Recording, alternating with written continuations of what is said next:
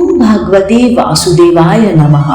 जिनकी मृत्यु तिथि का नहीं पता, आश्विन मास की अमावस्या को करें उनका श्राद्ध। जी हाँ दोस्तों, भिवानी हिंदी पंचांग का 7वां महीना आश्विन 30 सितंबर से शुरू हो चुका है, जो कि 28 अक्टूबर तक चलने वाला है। इस महीने की शुरुआत पितरों के पितृपक्ष से होती है और महीने का अंत भगवान श्री कृष्ण के महारास की तिथि से होती है। ज्योतिष आचार्य पंडित कुमार शर्मा ने बताया है कि नावा के अनुसार हिंदी महीने में 2 भाग होते हैं, एक कृष्ण और दूसरा शुक्ल पक्ष। आश्विन मास का पूरा एक कृष्ण पक्ष पितरों को तृप्त करने का होता है, जिसे पितृपक्ष कहते हैं। पितृपक्ष में घर परिवार के मृत सदस्यों की मृत्यु तिथि के अनुसार श्राद्ध कर्म करना चाहिए।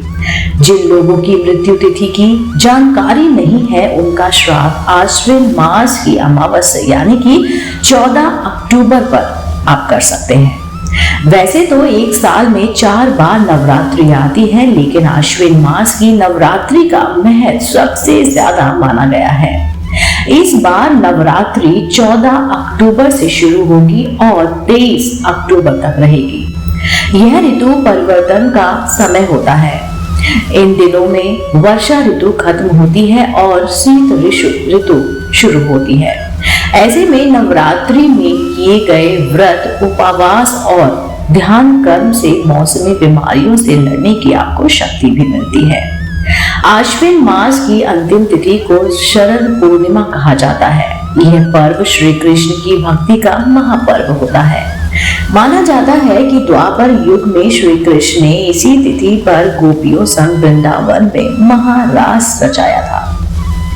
शरद पूर्णिमा पर श्री कृष्ण के भक्त विशेष पूजा अर्चना किया करते हैं। इस दिन व्रत उपवास किया जाता है। इन दिनों मंत्र और ध्यान करने का विशेष महत्व है। मौसम में ठंडक रहती है, ऐसी स्थिति में मन जल्दी एकाग्र होता है और हम ध्यान अच्छे से कर पाते हैं। आश्विन मास में पूजा पाठ के साथ ही दान पुण्य, नदी स्नान और तीर्थ दर्शन जरूर करना चाहिए। ऐसा करने से नकारात्मक विचार खत्म होते हैं और कार्य करने के लिए नई ऊर्जा भी मिलती है।